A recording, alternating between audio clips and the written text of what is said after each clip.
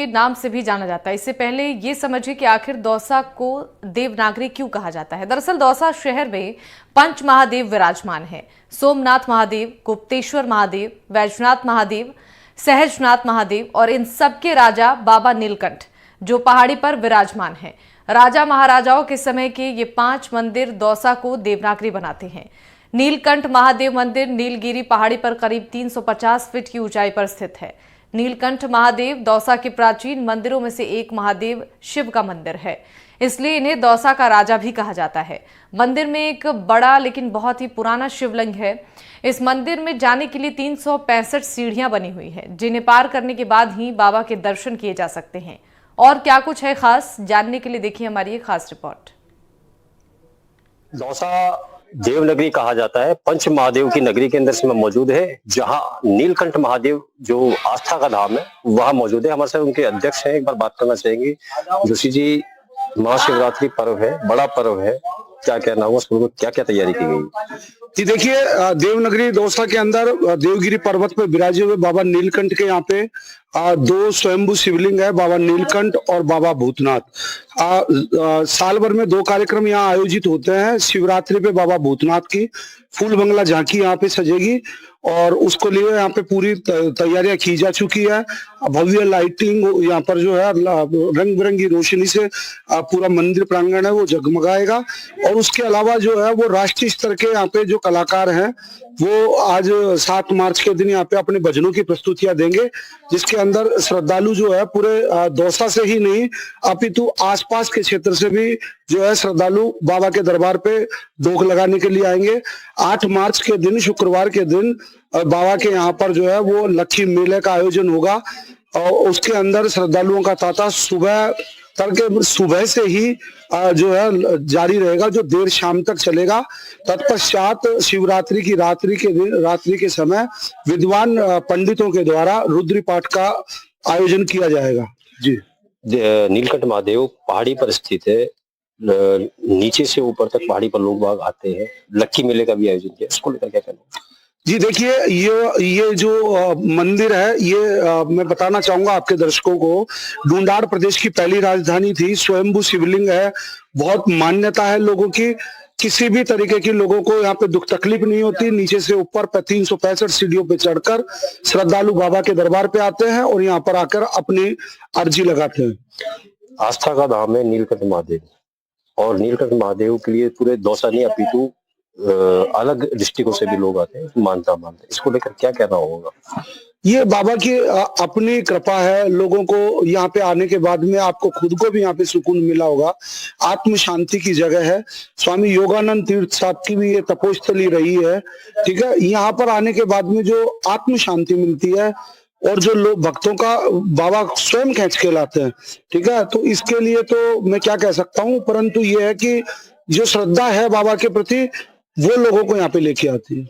बिल्कुल, इनका कहना है कि जो श्रद्धा जिनके मन में भक्तों के जो महादेव के जो भक्त है उनमें श्रद्धा है, वो इस ओर खींच के आते हैं, ऐसा इनका कहना है। प्राचीन मंदिर है, यहाँ पर मान्यता है।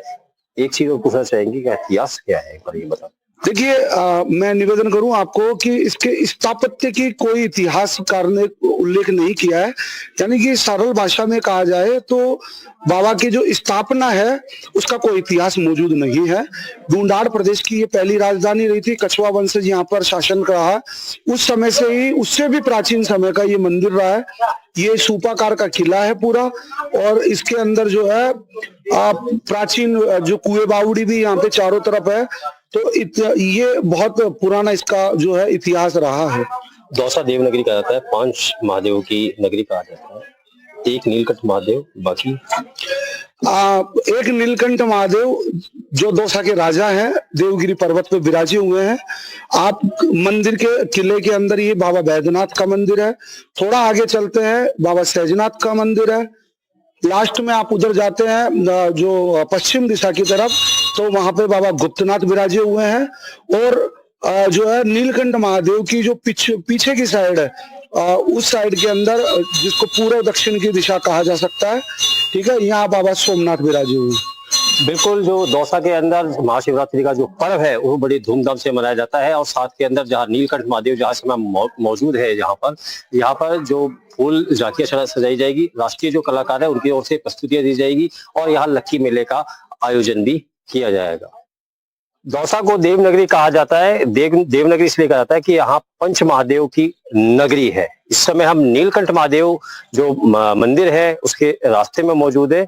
ये जो मंदिर है ये देवगिरी जो पर्वत है ये उस पर स्थित है। करीब 365 सीढ़ियां चढ़ के श्रद्धालु बाबा के यहाँ जाकर नीलकंठ महादेव के वहां अर्जी लगाते हैं।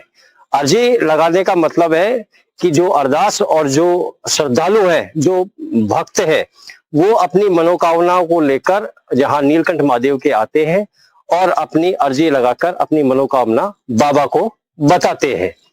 बात करें महाशिवरात्रि के पर्व को लेकर, यहाँ पर जोरों शोरों से तैयारी है। जहां आज जो शाम है वो यहाँ पर लाइटिंग और जो फूल झांकी है उसका आयोजन भी किया जाएगा। ढूंढार जो प्रदेश की राजधानी कहा जाता था, यहाँ पर जो वंशज थे वो कछावा वंश के थे। इसका जो मंदिर का जो इतिहास है वो प्राचीन समय से ही है, ऐसा कोई स्थापित नहीं बताया गया है।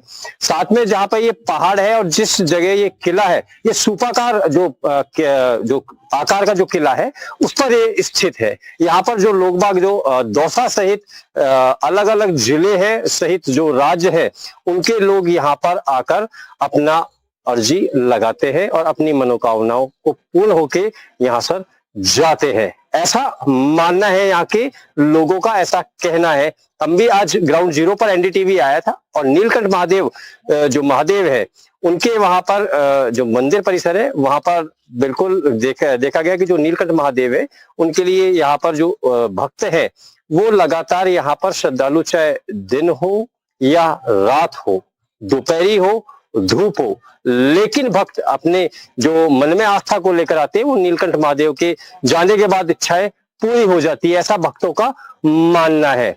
महाशिवरात्रि के पर्व को लेकर जोर शोर से दौसा जिले के अंदर तैयारी चल रही है। दौसा की जो नीलकंठ महादेव सहित जो अन्य गुप्तेश्वर है, बैजनाथ है, जो अन्य महादेव के मंदिर है उनको सजाया जा रहा है और जो लोग हैं उनमें काफी उत्साह देखने को मिल रहा है। कैमरा पर्सन के साथ देवेंद्र अरोका, एनडीटीवी, दौसा।